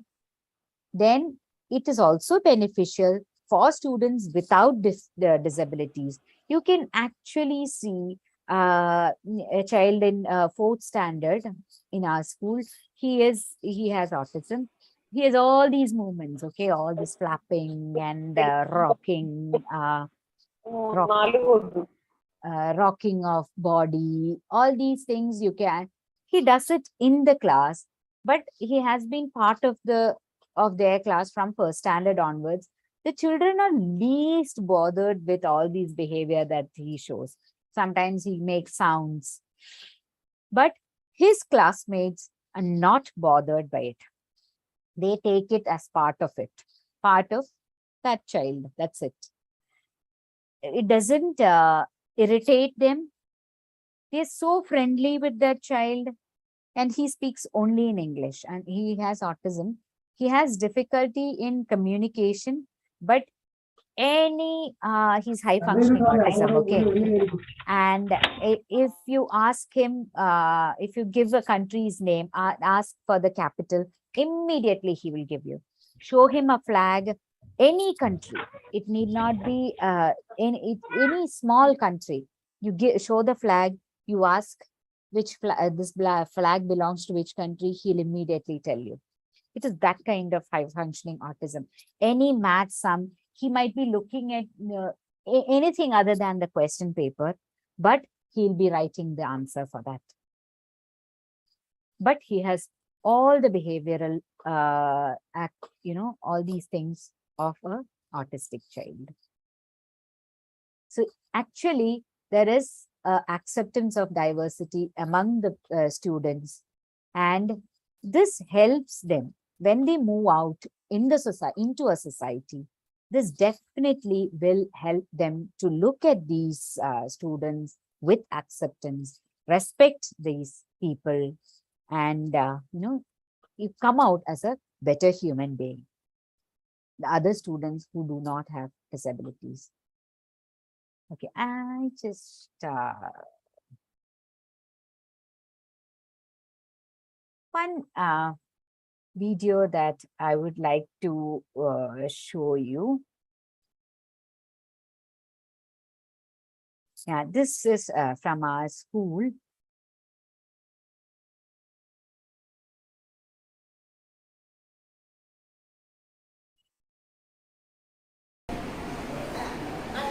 Is it audible? Is it odd? I mean, I am not played, but whatever I played, is it audible? It is, ma'am. Okay. Yes, ma'am. Yes, ma'am. Going to explain Yes, ma'am. how to start the computer. First, on the switch, you have to press UPS button. You have to press UPS button. Finally, you have to on the button.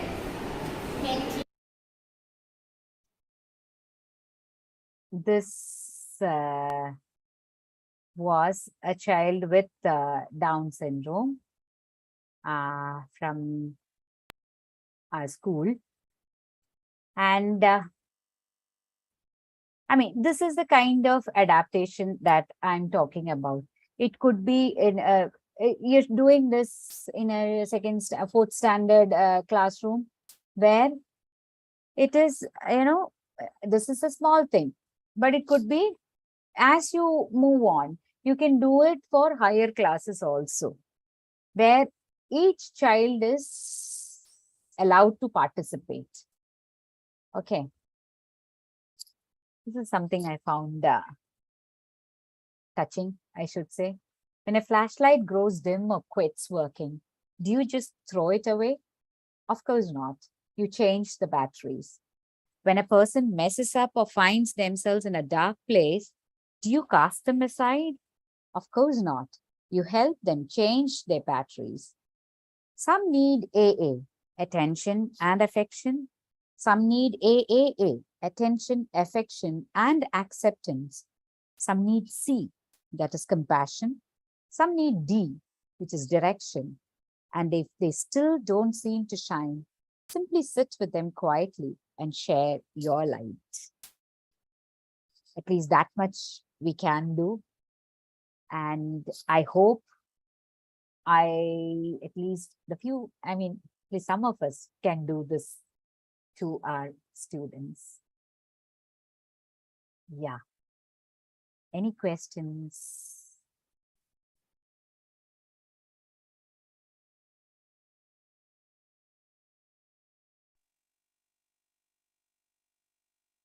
Ma'am, can I ask? Yes, yes. Ma'am, in my class, there's in the 8th standard, there is a boy. He is having ADHD, and he is in Malayalam. He is it's a very interested subject for him. Hello? Hello, ma'am. Yeah. Can you hear me? Yes. Please Yes, continue. ma'am. He is very interested in Malayalam, and he score marks greater than about 35 marks he scored. And but for IT also he got these type of marks between 30 to 50. That's he got. And for physics, chemistry, and maths, he got very less marks. That means 2, 3. That's like. But knowingly or unknowingly, I don't know that, ma'am. We have applied this method inclusion in our class or in our school. So he is working with other children as well. So now, how can, as a teacher, how can I or we help him in his studies? That's more concentrating in his studies. That's in the science subject. Okay, is it only ADHD or does he have? There's a little bit of both. That's ma'am. We can identify him as an autism. Autism. Okay. Okay. One thing that you can do in class is peer tutoring, buddy pairing, that kind of method, where instead of we teaching, if it is one of his friends or one person with whom he is comfortable, but a person who studies well also, and who can teach well. That is one method of helping the child in learning. Another thing is, if you should even check whether the child has dyscalculia or it might be because the child has difficulty in understanding the concept. That might be the reason why he's faring badly in science subjects. So there, buddy pairing and concepts, you need to not just orally, you might have to give visual presentations more.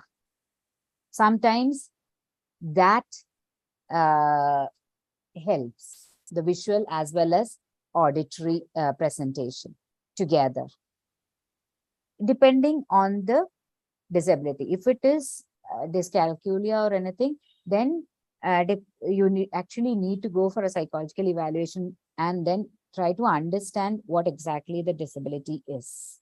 And that it's not dyscalculia, ma'am. And he is having autism. But only autism. Yes, ma'am. But he is able to do Malayalam as well as IT. Malayalam, he is interested to listen the stories. That's why he is answering the multiple choice questions in Malayalam. And he is interested in computers, so he does IT also well. Yes, ma'am. That's the multiple choice questions are more in these two subjects. Yeah. And what about social science then? Yes, ma'am, but I didn't hear. Social science, does he have difficulty in? Yes, ma'am. The social science, maths, and science as well. Okay. Autism, again, it is difficult to get the attention of the child. and mood fluctuation is there. If the child is not interested, the child doesn't do. So if it is a high functioning autism, you actually need to give reinforcers, use reinforcers. And it is not that if it is a high functioning autism, the child can do science also. He will be able to. He's just not interested. That is why he's not doing. Yes, Okay. ma'am. So to Okay. understand the concepts, visual, auditory, and reinforcers. Three things you might have to use. Okay, ma'am. Okay, we will do that, ma'am. Thank you very much, ma'am. Yes, but what if the child has low IQ? Yes, that is what I said. If the child is having mild intellectual disability, the child will be able to do, might not be able to do academically well in, the subjects, but the child can opt for open school syllabus, where you have vocational training also. So that is one option that we are, at least the video that I showed you is by a child with Down syndrome. They have low IQ level, but we are adapting, we are changing the curriculum, or we are changing the syllabus and moving them to their level, and then slowly training them to do vocational subjects. This is one thing that we can do. They might not be, they won't be, they not might not, they won't be able to do maths or science or.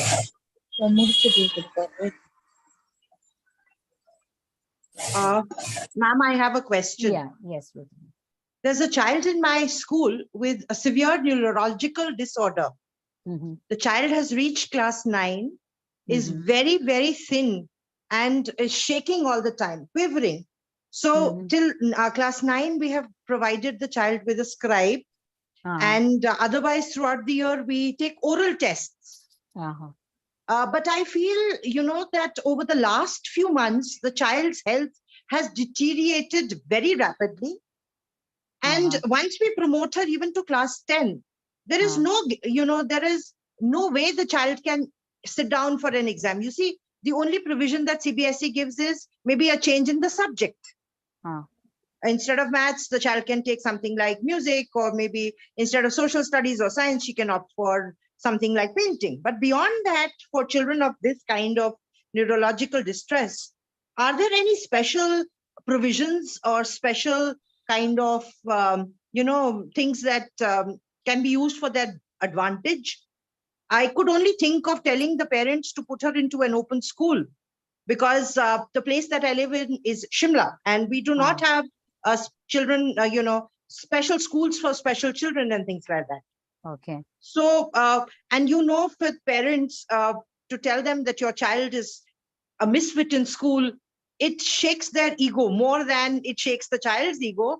I think we as parents sometimes fail because we identify ourselves. I'm, if you can understand, I'm Ritu Sharma from Shimla. Okay. Yes, it is difficult for the parents to accept, and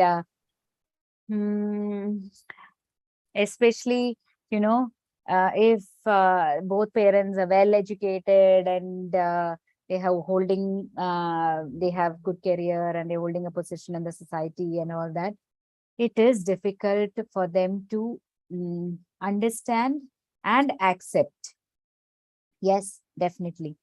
But if, as a teacher or as a special educator, if you are, you say, isn't it, put yourself in their shoes, you actually can, if it is a child with intellectual disability, just think of the mental trauma that the parent is undergoing. The whole concern is not passing 10th standard or passing 12th standard. May I just interrupt? I faced a similar problem in my own life. I have a child with special needs. I am a teacher. So because we made provisions for my daughter, therefore provisions were also made for this particular child. So I understand, and not only understand, I put myself in the same shoes because I've gone through it all and I know how torturous it is. Yeah. Okay. But apart from, actually doing this little bit, we cannot help the child. I know, I understand, because our education system. Yes, it's misfit. Yes, it's only for the intellectually abled. Anybody who is a challenge becomes, a sore in the eyes of the teacher, the management, even the students. Yes. Everything is taken very personally. Especially till 8th standard, 9th standard, okay, go. Yes, but the results are where the results are, at stake. Yes. 10th standard, sorry, we cannot keep the child in the school. That is the kind of, I understand. Yes, it happens everywhere also. And from in our school, what we usually say is shift to NIOS, as you correctly pointed out. But in our school, what helps is we have classrooms catering to the syllabus, NIOS syllabus also. So the parents find it easier, like as Bhavanites, the children are coming to school, but they are in another division, that's all. It is a kind of segregation, but as you said, that is the only solution that we could give. Like we have 9 A, B, C, D and 9 N, 10 A, B, C, D, 10 N. So they learn NIOS syllabus and they appear for NIOS exams. That's an open school. Yeah, open school. All right. Thank you, ma'am. Thank you so much for your guidance. Okay. Any other questions? I think it is. Yeah, good evening, ma'am. I think everyone is 6 o'clock. filled with knowledge, and today is weekend, second Saturday weekend, and it's a good number of participants too. Hopefully, the session also a very interactive and informative one. We are thanking the team. Always participate with us. Question, please? Sure, you can. Please. Ma'am, I am Nisha. I am working as a special educator in St. Peter's Senior Secondary School, Kadayirpur, Ernakulam district. Okay. Can I tell one thing with a humble mind? No, please. Usually we attend many seminars or workshops. All the contents are what is SLD, what are the main symptoms, what are the causes, but we never mention what are the management techniques. How to manage. Yes, actually we were eagerly waiting for how to manage all these students. Yeah, but I thought. But I know that we don't have enough time to explain about that. But every seminars and workshops, we are hearing the same thing. Okay.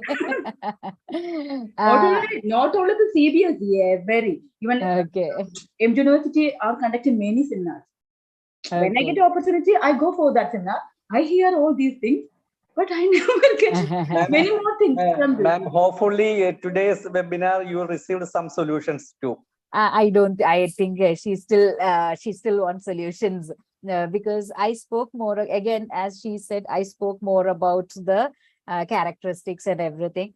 But one thing, Nisha ma'am, is as you know, since you are a special educator, the methods that we use in resource room cannot be. Some of them can be applied in general classroom, but many of the things cannot be applied in the general classroom also, isn't it?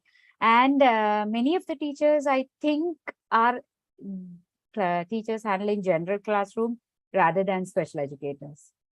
So if it had been a session just for special educators, I would have gone more into the methods for handling. But certain tips that I spoke about is for ADHD, permissible movement, on-task behavior increasing, then giving, notes to copy rather than from the board. These are certain things that we can use in general classroom. Those are the things just came up to my, I really didn't prepare for more of strategies, maybe. Next time I will definitely do that also. It's okay. Thank you so much. Thank you, ma'am. I think, ma'am, we can officially wind up the session.